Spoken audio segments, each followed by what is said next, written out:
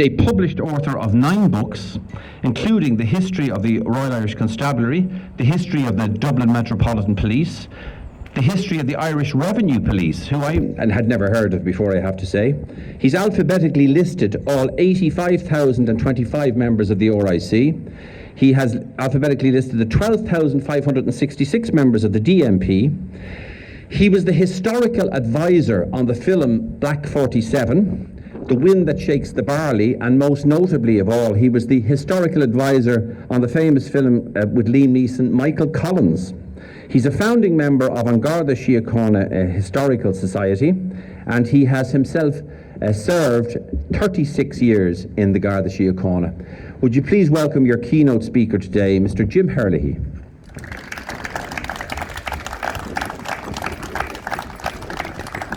Thanks for coming, Jim. Fair play to you. Well done. With an introduction like that, I think I'll sit down. Thank you, Tony, distinguished guests, ladies and gentlemen. First of all, thank you all for the wonderful hospitality and the great attendance here today at the centenary of Garda Síochána. Today we're remembering a unique native of Westport, the first registered member, Garda number 1, PJ Kerrigan, who joined on the 21st of February 1922. Of what was then called the Civic Guards, later restyled in 1923 on Garda Síochána, Guardians of the Peace of Ireland. He possibly had an advantage, we call it PULL, but in that the first commissioner was also from here, as was one of the assistant commissioners, Mr. Joe Ring, who actually left after a short period because he preferred to be a soldier and in fact lost his life in 1922.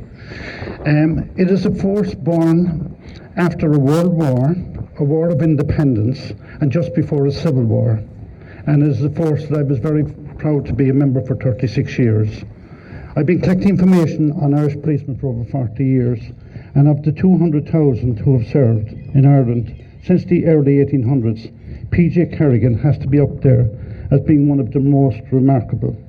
I found that the most difficult policemen to trace are those who did everything right. However, they didn't create any records, but not PJ Kerrigan. He followed very interesting career paths, so to put it mildly. But just who was PJ Kerrigan?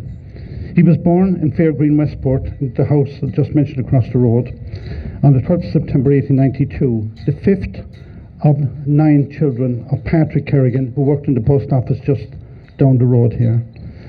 And his father was Patrick Kerrigan and mother Mary Ellen Finnerty. He then joined the Royal Irish Constabulary on the 16th of June 1913 and resigned his position as a constable on the 9th of February 1915 to take up a position in the British Army. He joined the Irish Guards. He was one of 752 who were accepted for service, and 178 of those were killed. In fact, 9 were killed in one day, and he was shot himself, invalided, back to London, where he met his wife, his first wife, Molly Kerrigan. They got married in Holborn, London, and they came back to Drogheda, where they had 2 boys and 2 girls. He was appointed the first member of the Civic Guards on 21st of February 1922, and he was promoted sergeant almost immediately and compelled to resign in August of 1922 for allegedly striking a prisoner who called him a black and tan. There was terrible friction at the very start, because here's the next member of the Royal Irish Constabulary training the Civil Guards. Months before that, they were firing shots at one another. That'll tell you how difficult it was at that time.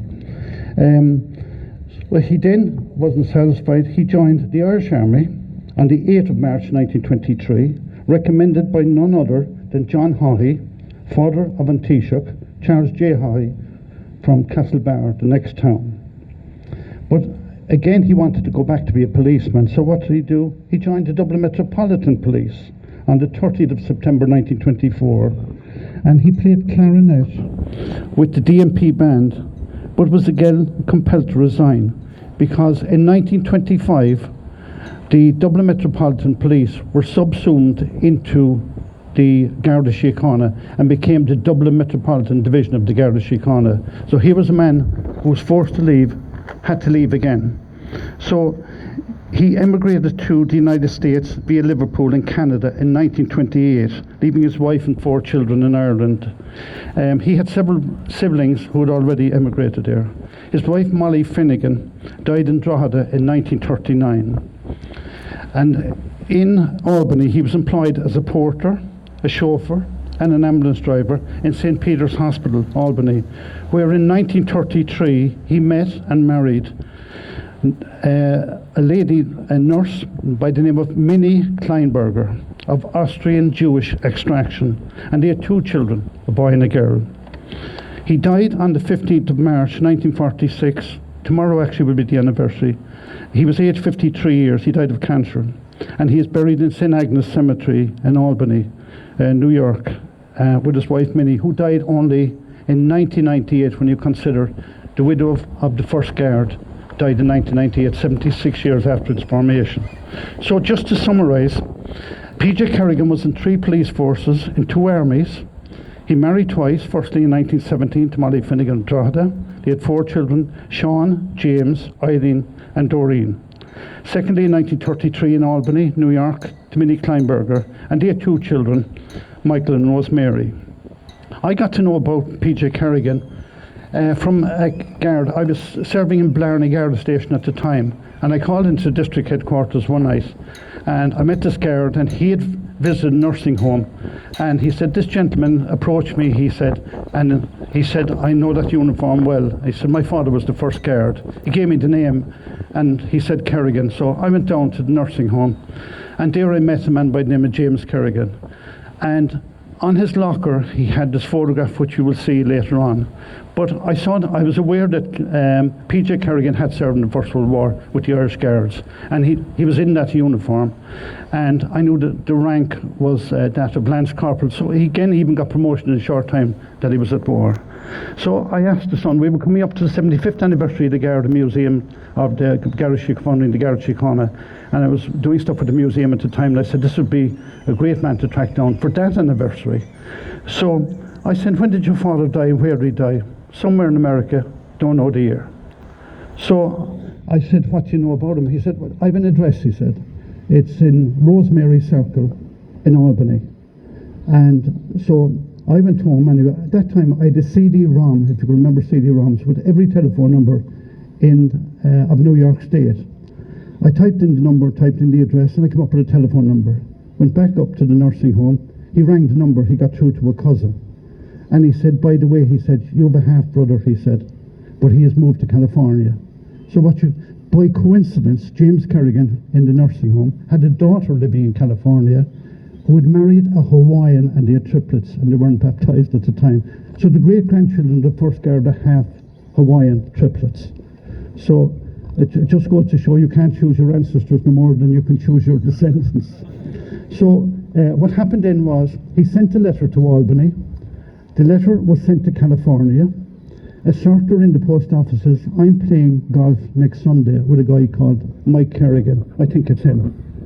Put the letter in his pocket, met him on the Sunday, and when he opened the letter, he realised that he was residing 15 minutes drive from James's daughter. They met up.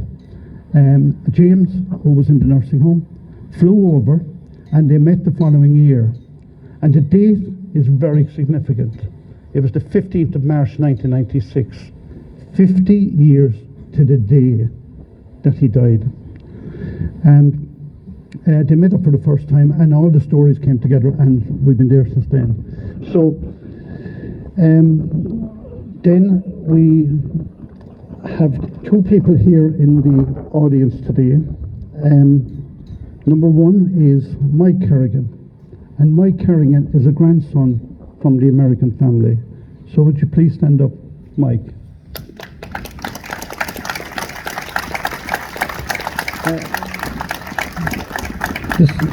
The second person in the audience here, and they are meeting for the first time, is another grandson from the Irish family, Patrick Fanning from Drogheda. His mother was Eileen Kerrigan, daughter of PJ Kerrigan, by his first marriage to Molly Finnegan in 1917. So Patrick, would you please stand up? So could I ask you to formally meet for the first time?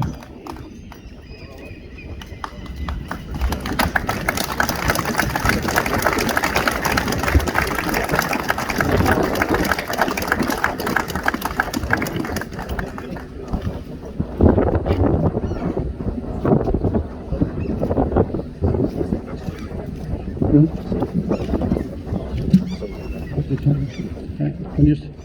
is actually the first time they've ever met.